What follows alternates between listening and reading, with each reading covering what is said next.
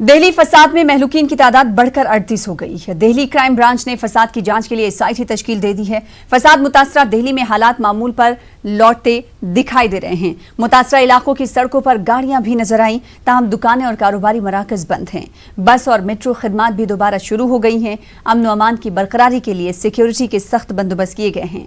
अमन में रखना डालने वाले अनासर पर खास निगाह रखी जा रही है। दिल्ली के हालात मामूल पर लाने के लिए अमन कमेटियां भी काफी अहम किरदार अदा कर रही हैं। दिल्ली पुलिस के पीआरओ मनदीप सिंह रंधावा ने जानकारी दी है कि फसाद ज़दा इलाकों में मुनासिब सिक्योरिटी फोर्सेस को तैनात करने के बाद हालात काबू में हैं। उन्होंने कहा कि 48 एफआईआर अब तक दर्ज की जा चुकी हैं और तहकीकात करने के बाद और मामले दर्ज किए जाएंगे। जो हालात हैं वो बिल्कुल नॉर्मल हैं और आज कोई भी घटना नहीं हुई और फोर्स हर एक जगह पे सफिशिएंट डिप्लॉय की गई है। सीनियर ऑफिसर्स मॉनिटर कर रहे हैं। जो डिस्ट्रेस कॉल्स थी उसमें काफ़ी कमी आई है और जैसे हमने जो कल 2 हेल्पलाइंस भी आपके माध्यम से पब्लिक को बताया था उस पर भी कॉल्स आई हैं और उनको भी हम उनका भी रिड्रेसल कर रहे हैं। इसके साथ साथ मैं आपको बताना चाहूँगा कि अभी तक 48 एफआईआर्स हम रजिस्टर कर चुके हैं।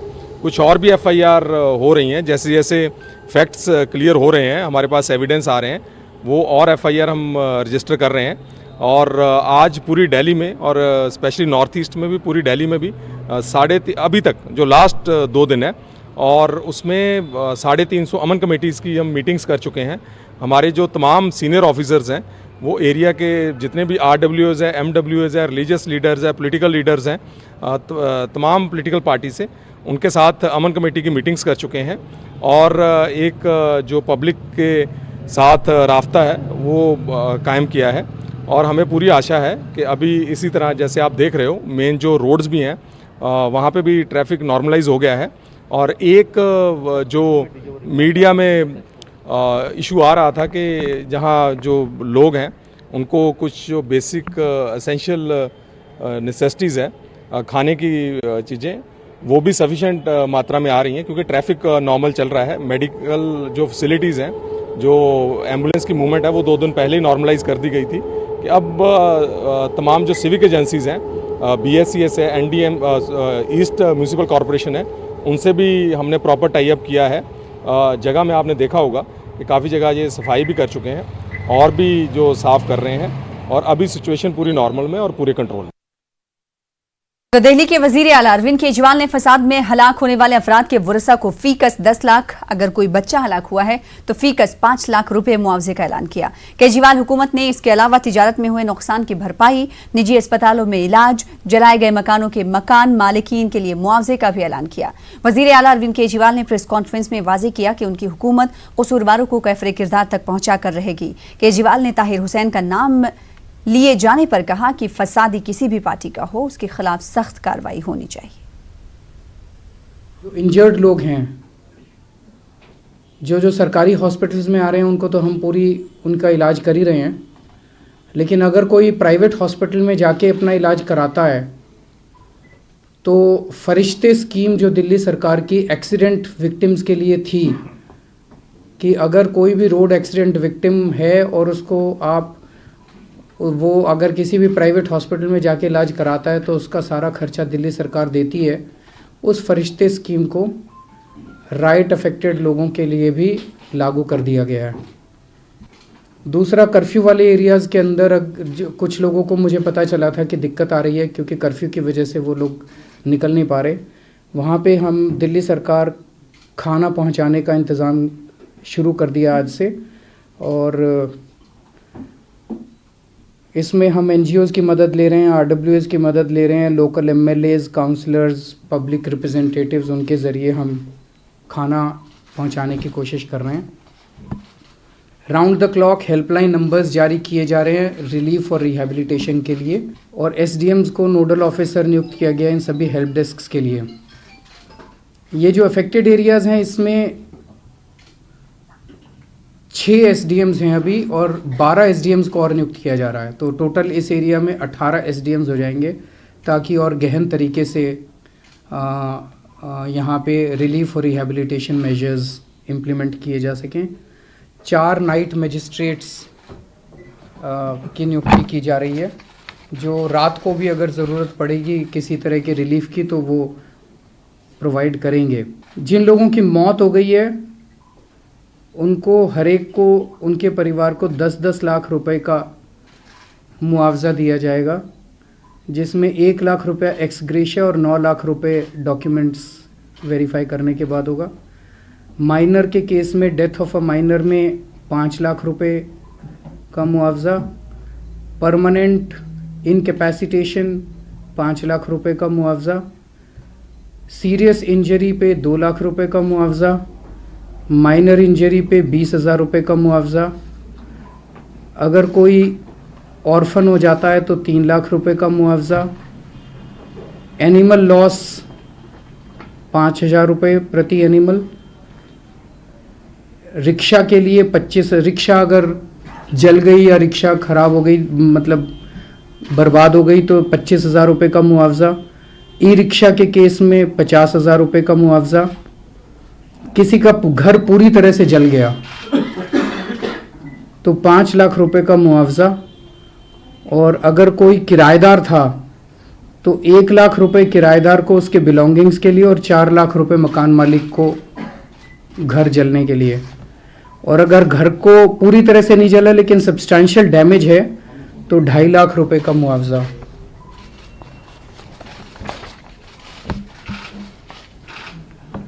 और कॉमर्शियल यूनिट, दुकान वगैरह अगर किसी की जल जाती है तो 5 लाख रुपए तक का मुआवजा, जो अनइंश्योर्ड है। जिन लोगों के घर पूरी तरह से जल गए या सब्सटैंशियल जल गए और उनको इमीडिएट राहत की ज़रूरत है, क्योंकि ये सब कागजी कार्रवाई में थोड़ा सा समय लग सकता है, जिन लोगों को इमीडिएट ज़रूरत है उन्हें 25,000 रुपये का एक्स ग्रेशिया तुरंत दे दिया जाएगा ताकि उनकी ज़िंदगी सुचारू रूप से चल सके। सख्त एक्शन लो, सख्त एक्शन लो। मेरे पास पुलिस नहीं है, अगर पुलिस होती तो हम भी सख्त एक्शन लेते। मेरा अपना ये मानना है कि देश की सुरक्षा को लेके और जो इस तरह के दंगे होते हैं, मैं ये सुबह से देख रहा हूं, इसके ऊपर राजनीति नहीं होनी चाहिए। आम आदमी पार्टी का है कोई, या बीजेपी का है, या कोई कांग्रेस का है। जिन जिन लोगों ने दंगों को उकसाने की कोशिश की, जिन जिन लोगों ने दंगे करवाए, उनको बख्शा नहीं जाना चाहिए, चाहे कोई भी हो, चाहे मेरे मंत्रिमंडल में कोई है, किसी को नहीं छोड़ना है। उनके खिलाफ सख्त से सख्त एक्शन लो।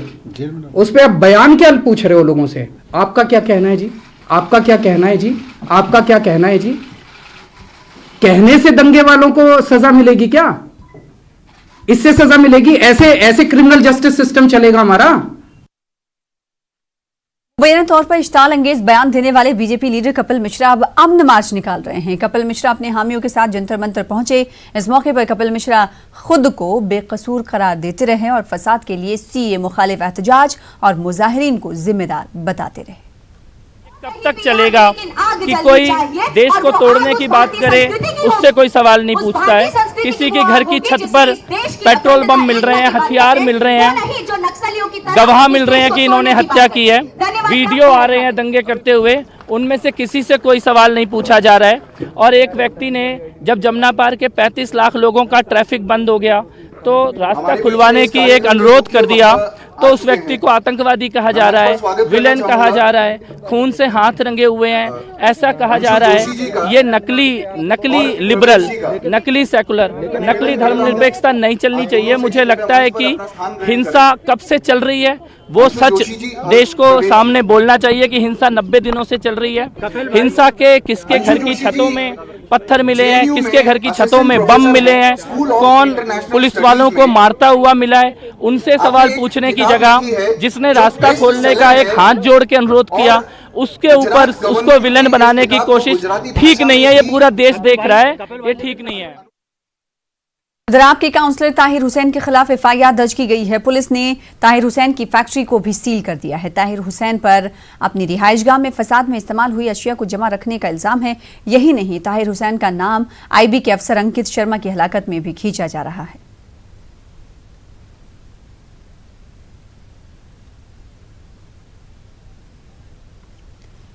दूसरी जानिब आप कॉर्पोरेटर ताहिर हुसैन ने कहा है कि 24 तारीख की रात को ही पुलिस ने उनके घर को कंट्रोल में ले लिया था। उन्होंने कहा कि उनको पता ही नहीं कि उनके घर में इतना सामान कहां से आया। ताहिर ने कहा कि पुलिस को कार्रवाई करनी चाहिए और वो पुलिस की तहकीकात के साथ हैं। अंकित शर्मा की हलाकत मामले में ताहिर हुसैन का कहना है कि उनका उससे कोई ताल्लुक नहीं और इन्हें अंकित शर्मा की मौत का अफसोस है। फैलाने की जिम्मेदारी कपिल मिश्रा जैसे लोगों की है, बारिश पठान जैसे लोगों की है। दंगा फैलाने की जिम्मेदारी हमारी नहीं है। हमने कभी इस तरह की हरकत न करी है न कर सकते हैं। हमने हमेशा से भाईचारे का पैगाम दिया है, अमन कमेटी चला के लोगों का अमन शांति कायम करने का काम किया है। ये पुराना रिकॉर्ड हमारा उठा के देख लीजिए। उस दिन भी मैंने दंगे को रोकने का ही काम किया है, क्योंकि उस वहाँ पे जो बिल्डिंग है, जो छत है, वो सिर्फ मेरी ही एक बिल्डिंग ऐसी है जहाँ पे लोग ऊपर चढ़ सकते थे और साइडों में जो सामने की तरफ बहुत सारे मकान थे जहाँ पे ऑलरेडी बहुत लोग छतों पर चढ़े हुए हैं। वो भी वीडियो आपने देखी होंगी। और जितना मैं रोक सकता था मैंने वहाँ अपनी बिल्डिंग से छत पे चढ़ने से लोगों को रोका। सबसे पहले हमारे जो अंदर हमारे वर्कर थे उन सब ने मिलके जो गेट लगा हुआ गेट को रोका, लेकिन गेट तोड़ के लोग अंदर चले गए, ऊपर चढ़ गए और फिर मुझे खुद डंडा लेके वहाँ से दो तरह के काम करने पड़े। एक तो कोई अंदर ना जा पाए और जितना मुझसे हो चुका वहाँ से वापस उनको नीचे भेजा और ऊपर से भी उतारा। और इसी बीच क्योंकि बहुत ज़्यादा अफरा तफरी थी, साइडों में आग लगी हुई थी, मेरी पत्नी ने भी खुद वहाँ पानी लेके बाल्टियों में पाइप लगा के वहाँ साइड में पार्किंग बुझाई। उस तरफ लेफ्ट साइड में भी जो हमारे हिंदू भाइयों के घर थे उन्होंने भी छतों से पानी डाला, जिससे उस आग पे कंट्रोल हुआ था। क्योंकि वो पार्किंग थी, बहुत सारी गाड़ियां खड़ी थी, वहाँ पे कुछ भी ब्लास्ट होने के बाद हम सब मारे जाते। हमने दंगे को रोकने का काम किया है। 24 तारीख को 11:30 बजे पूरी बिल्डिंग की तलाशी करा के सीनियर अफसर डॉक्टर AK सिंगला साहब, ज्वाइंट CP हमारे आलोक जी और वहाँ पे बहुत सारी पुलिस फोर्स के साथ स्थानीय लोगों के साथ मिलके पूरी बिल्डिंग की, पूरे मकान की, छत की, फ्लैट की तलाशी करा के उनके हैंडओवर करके हमें वहाँ से खुद दिल्ली पुलिस ने हटा दिया था। ये सारी चीज़ें जो आप बता रहे हैं और जो दिखाई जा रही हैं, ये सारा वाक़या 25 तारीख का था, जब 24 तारीख को खुद दिल्ली पुलिस की मौजूदगी में मैं और मेरा परिवार सही सलामत वहाँ से अलग जगह चले गए, सेफ जगह चले गए। उसके बाद मैं वहाँ नहीं गया, मेरे परिवार का कोई व्यक्ति नहीं गया। सुबह को सिर्फ वहाँ गाड़ियाँ निकालने गए थे, क्योंकि वो भी जो SHO साहब थाना दयालपुर के थे उन्होंने वो गाड़ियाँ निकलवाई, क्योंकि जगह जगह जिस तरह से आग नहीं चल रही थी तो गाड़ियाँ बहुत जल्दी आग पकड़ती है। वो गाड़ियाँ वहाँ से बाहर निकाली थी। मेरी पत्नी गई थी जिसने वहाँ से थोड़ा सा कुछ सामान कपड़े उपड़े थोड़े से लेकर आई थी। इसके बाद हमें किसी ने नहीं किया और ये सब पुलिस की मौजूदगी में उनके सामने चेक होके गया, चेक होकर आए थे। दिल्ली पुलिस जिस तरह का भी सहयोग मुझसे चाहती है मैं करने को तैयार हूं। और जिस व्यक्ति की अंकित शर्मा, जो कि मैं मीडियम के माध्यम से मुझे उसकी जानकारी मिली है, पर्सनली मैं नहीं जानता, उसकी मौत से मैं बहुत दुखी हूं। उसके परिवार को जो सदमा लगा है उसमें मैं शामिल हूं और मैं चाहता हूं कि उसको न्याय मिलना चाहिए। इसके लिए मुझे जो भी सहयोग देना होगा मैं दूंगा।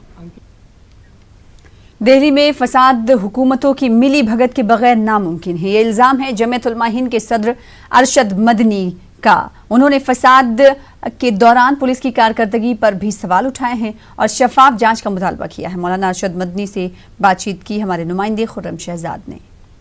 जमीयत उलमा हिंद के सदर मौलाना अरशद मदनी हमारे साथ हैं।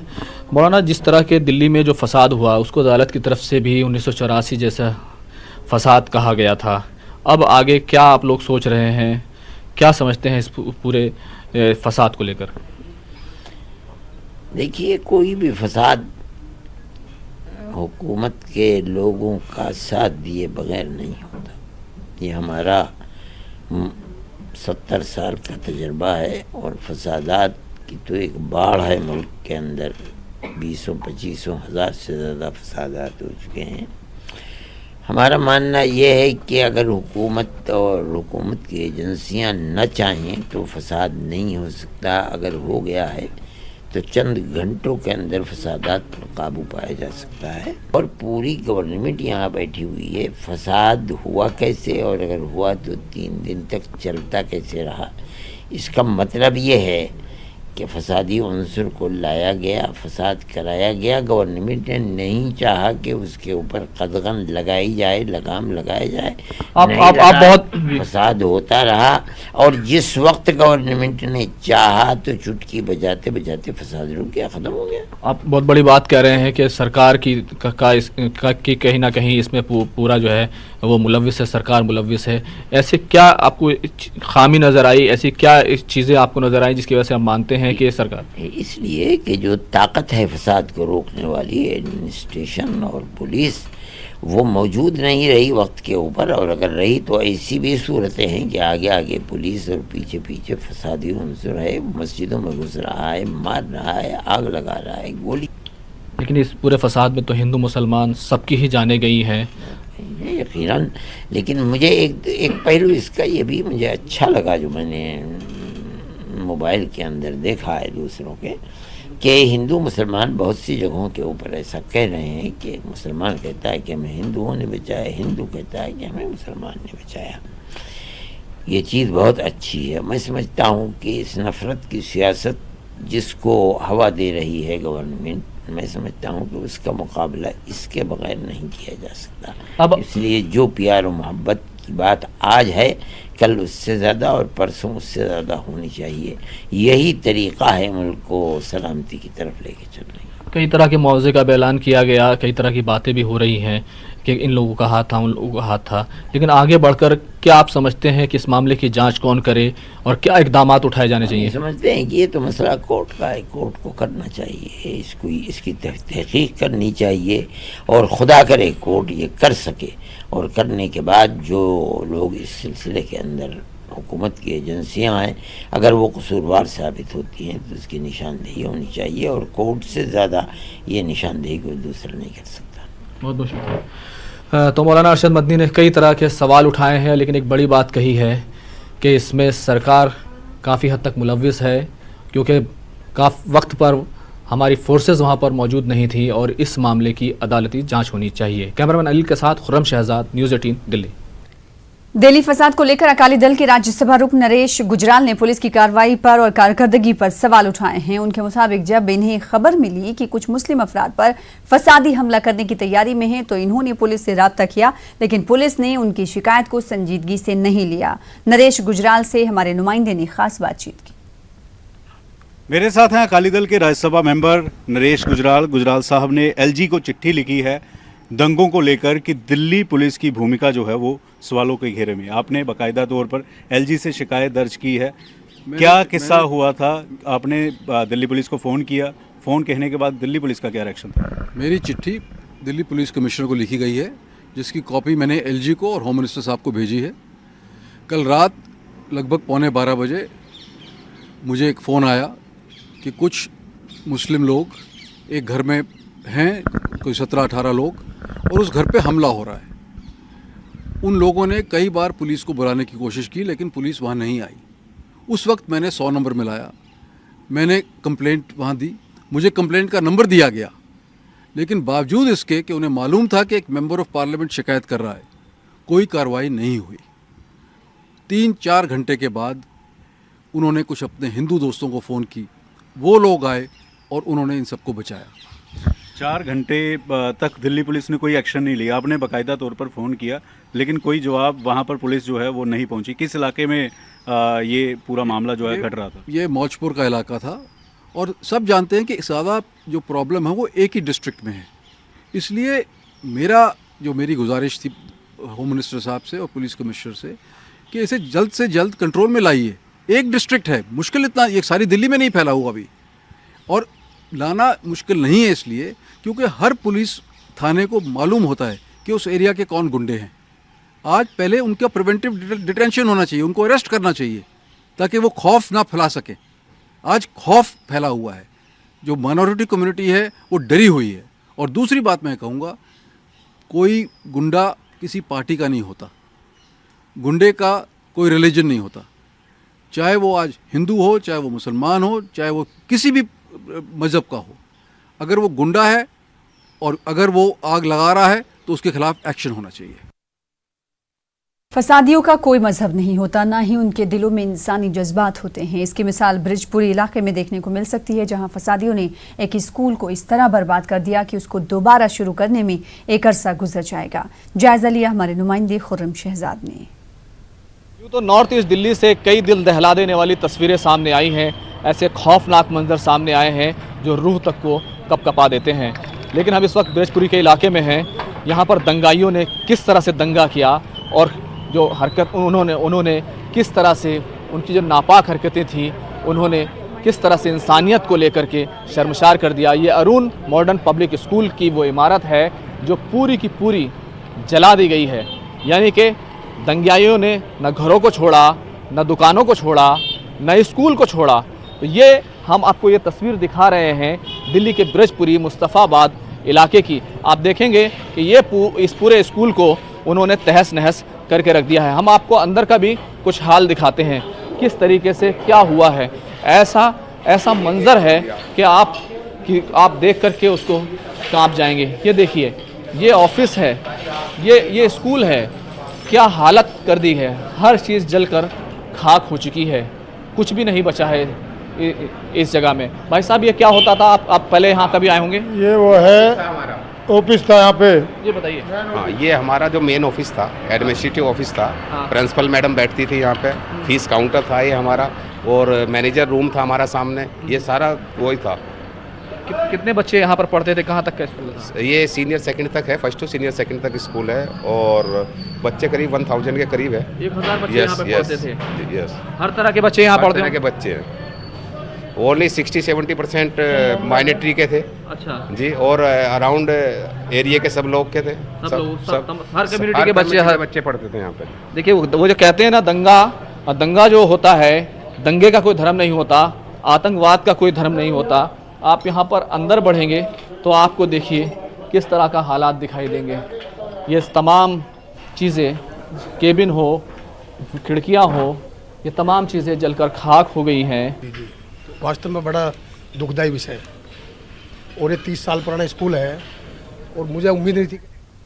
मुंबई के मराठी पत्रकार संघ में तमाम मज़ाहिब और समाज के नुमाइंदों ने अलायंस अगेंस्ट सीए, एनपीआर और एनआरसी बैनर के तहत दिल्ली फसाद की मजम्मत की और हर हाल में अमन अमान को कायम रखने की अपील की। प्रेस कॉन्फ्रेंस में शरीक तमाम नुमाइंदों ने शहरी तरमीमी कानून, एनपीआर और एनआरसी के खिलाफ जारी लड़ाई को मजीद तक़वियत बख्शने और अमन अमान के साथ जारी रखने की अपील की। नुमाइंदों ने वज़ारत दाखिला अमित शाह को दिल्ली तशद्दुद के लिए जिम्मेदार करार दिया और उनके इस्तीफे की मांग की। See, first, it's a Gandhi land. The peace has to be established. First priority is peace. And the agitation has to go on because this is unconstitutional. So, since the violence has come, we should not stop this agitation. The agitation should go, and it go with much more vigor.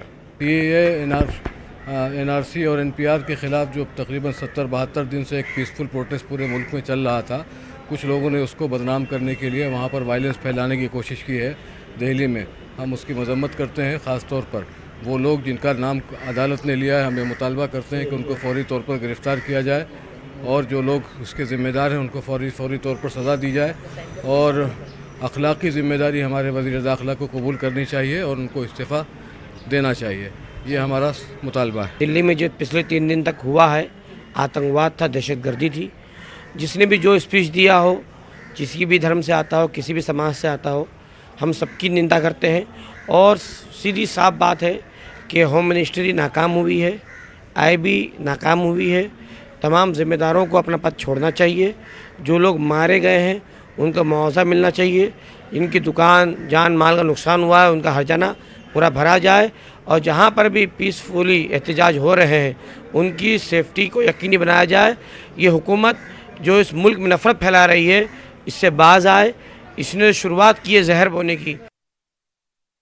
India में